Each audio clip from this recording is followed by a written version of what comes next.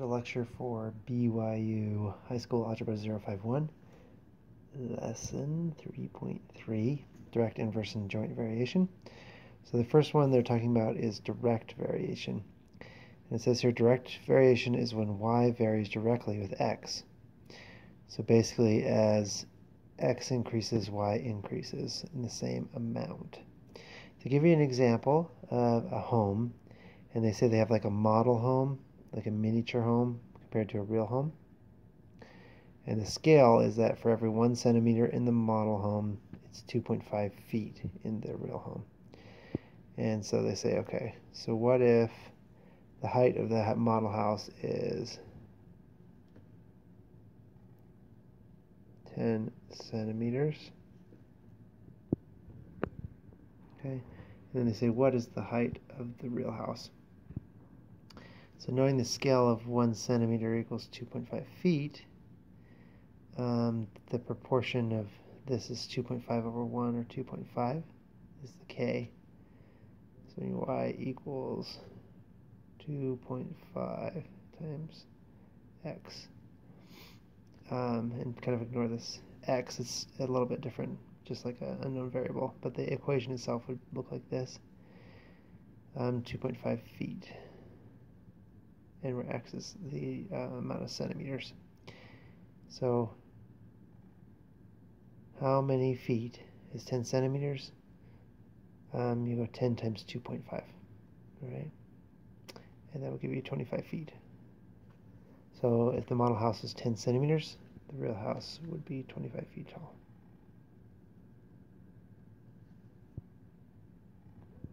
Okay? So that's direct variation, because as x changes, y changes proportionally. So as x over here changes, y, so this would be like a better use of y changes proportionately. So direct variation is given by this formula, where the ratio of x, 1 over y1, so basically x at one number, like it could be 1 or 2 or 3, over y, that number when you plug in x, is the same ratio as x at a different number. So if you plug in, like in our last equation, it was y equals 2.5 times x, where x is the height in centimeters, y is the height of the house in feet. So if we plug in 1 for x, okay, so that's what, just basically x1 could be any number. So actually let's plug in, for the first one we'll plug in 2.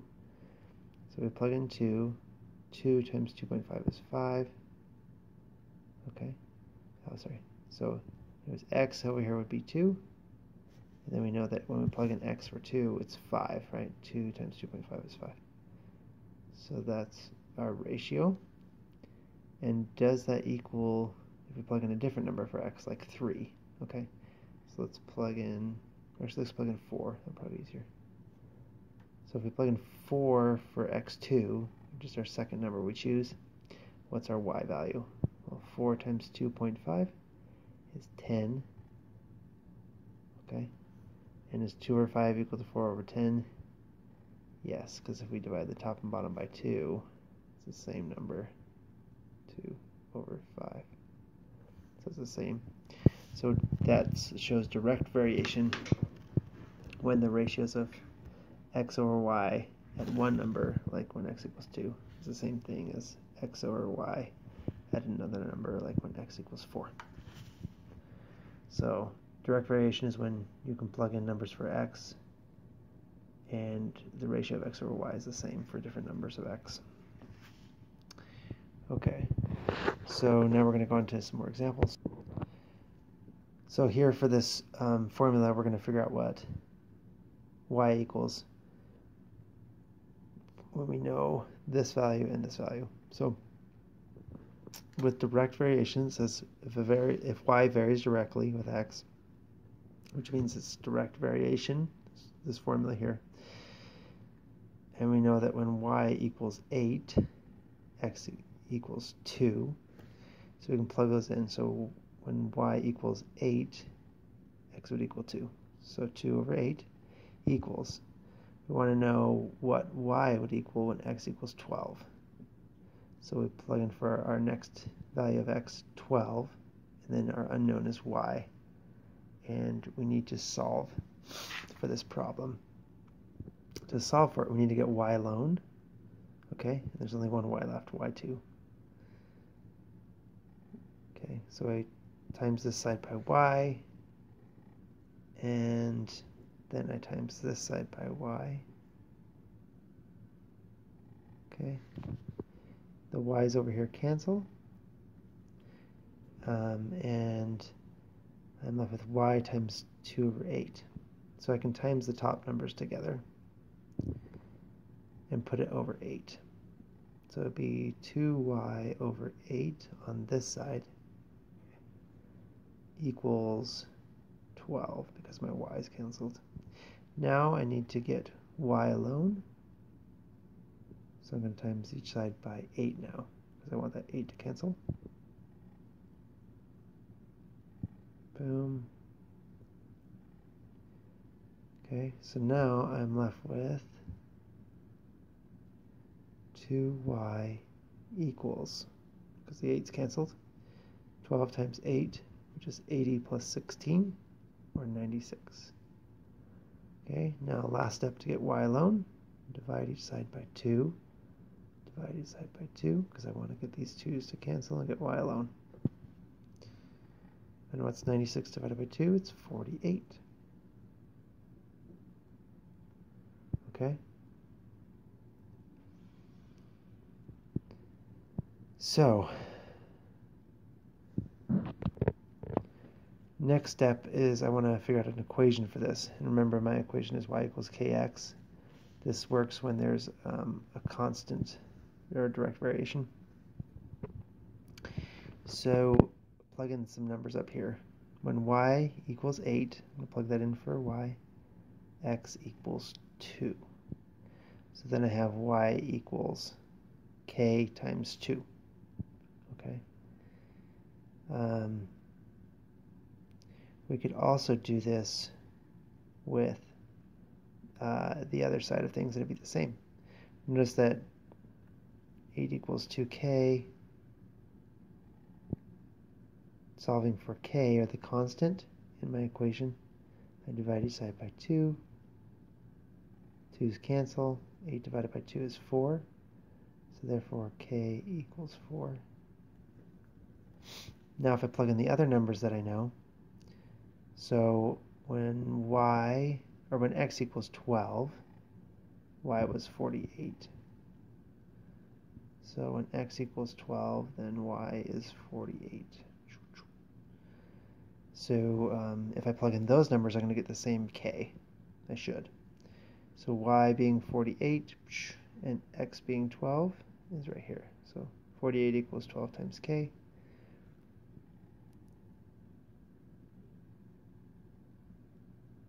Divide each side by 12. 12's cancel. 48 divided by 12. 4 times 12 is 40 plus 8, so 48. So k equals 4. So it's the same k. So that shows us that whatever we can plug in there, we'll get the same k. So it's a good direct variation. Okay. And if I was to write the equation for this problem with direct variation, it would be y equals, and then I put my k, which is 4, and then x. And so whatever we plug in for x, we get the right y. So if we plug in 2 for x, right up here, 4 times 2 is 8. If we plug in 12 for x, 4 times 12 is 48. Okay. Okay, for this next one, I'm going to show you a couple ways of doing it. So there's, if y varies directly with x, which means that they stay proportionate to each other, right? Varying directly. So when x is 6, y is 9. Okay, and we're going to set that equal to when x is 8. We need to find the value for y. All right. So again, times each side by y. Side by y. These cancel, and we have 6y over 9. Okay, 6 times y over 9. The y's cancel, so it equals 8. Now I times each side by 9 to get rid of that 9 and get y alone. 8 times 9 is 72, so I have 6y equals 72. I need to get y alone. So my choices are addition, subtraction, division, or multiplication. And since we have 6 times y, I'm going to divide by 6 to get it cancelled out. Divide this side by 6. And then we have y equals 12. Okay. So this y would equal 12 when x is 8. Boom. And if we want to try and find the equation, y equals kx, where k is our constant, plug in a y and an x. So let's plug in the smaller numbers. So y is 9 equals k times 6. When y is 9, k is 6. Or, sorry, when y is 9, x is 6. Okay. So now we have to get k alone. We divide each side by 6. Because we want to cancel out those 6's. So now we have k equals 3 over 2.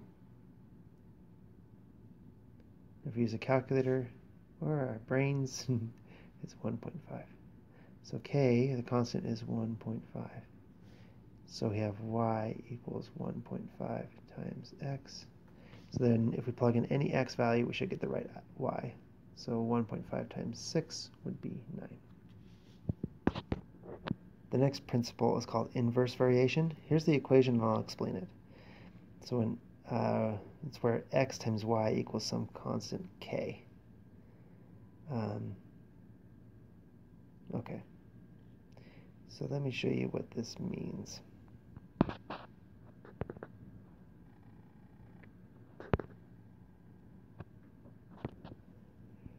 Let's use an example where our k, our constant, is 4. Okay?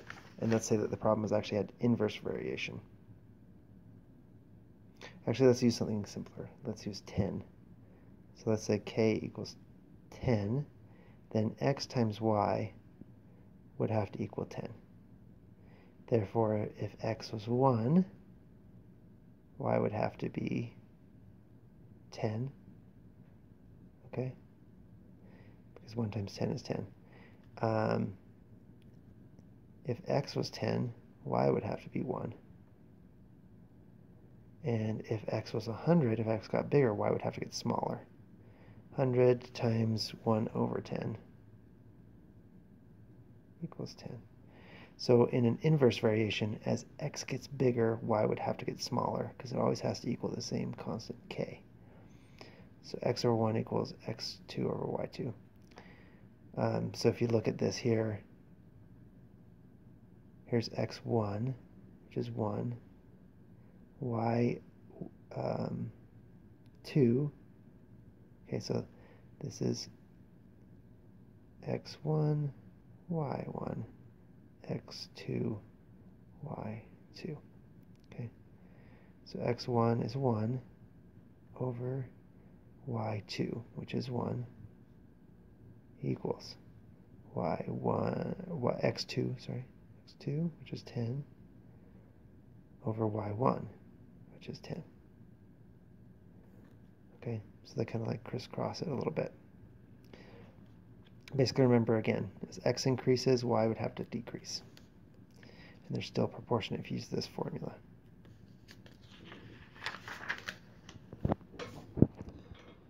Here's an example. They say if y varies inversely with x, okay, and then they give you y's and x's. So remember our formula here, we have to keep track of the x1s and the y1s. So you can just label them. Doesn't matter which order, but I'm going to call this y1 and x1, and we're going to call this y2 that we're trying to find out, and x2. Okay, which is just basically like labeling to keep track of which x's and y's we're using in a line. Because if we think about a line, there's tons of x's and y's. There's like when x equals 4, y equals 2, so we're just labeling which ones we're choosing. And then we plug and chug into our equation. So we put y1, 12 right there. See it right there? We put x1 right on top over here. Put y2 down here, which is our unknown, and x2, 15 up here. And then we solve. So we have to times each side by y2, times each side by y2. Okay, these cancel out. Alright, then I go 15 times y2 over 12. So 10 equals 15 times y2 over 12 times each side by 12. These 12s cancel out. This would be 120 equals 15y2. Okay, now to get y2 alone, I have to divide each side by 15. Okay, so y2 and 120 divided by 15 is 8.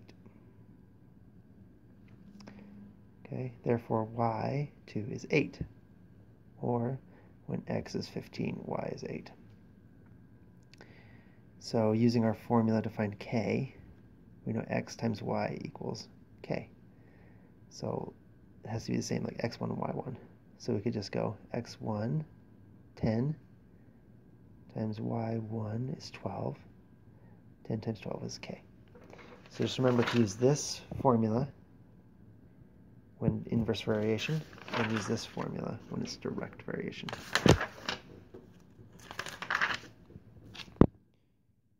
Okay, here's another example of inversely related. So we use this formula, and then we plug and chug. So here's x1 is 28, plug in right there. y1 is 18, plug it in right there. We need to know x2, and we know y2 is 63. Okay, so then we just cross multiply, our answer would be 8. Okay, the last one in this section is joint variation. Joint variation is a type of direct variation involving 3 variables, y equals k, x, z. So we're throwing in a new variable, z, which means that there'd be like 2 unknowns, like price of a pizza equals some constant times the amount of pepperonis times the pounds of cheese or something. So it's just a new variable we're throwing in.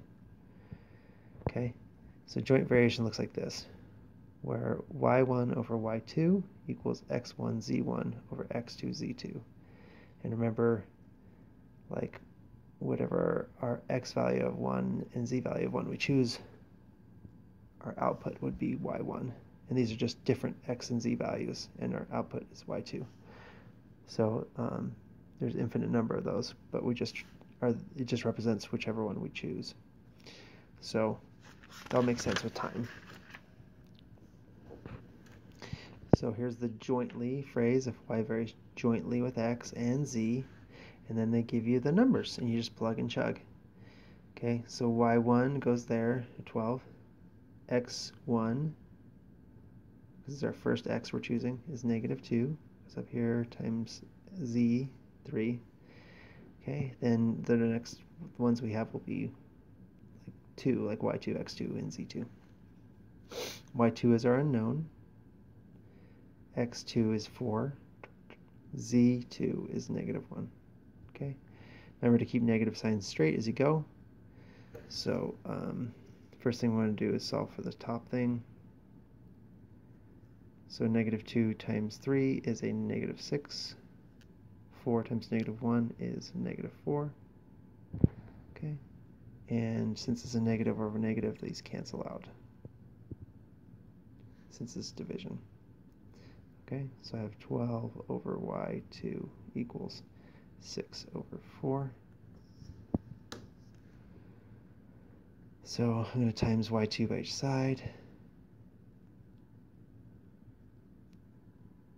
These cancel out, and I'm left with 12 equals 6 times y2 over 4 times each side by 4.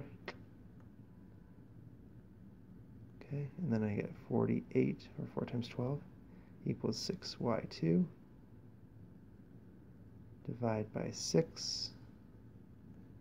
These cancel out, and y2 equals 6, 8, 8, right? Yeah, I think so. 8. Yes, therefore y equals 8. Okay, and then I use my formula back here.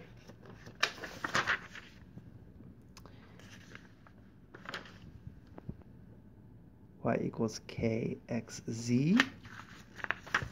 And I plug in the numbers to find my k. So when y is 12, x is -2, and z is 3. So -2 times 3 is -6. If I divide each side by -6, it's 12 divided by -6 is -2. So therefore my k, or my constant, is -2. And here's the math lab. Good luck.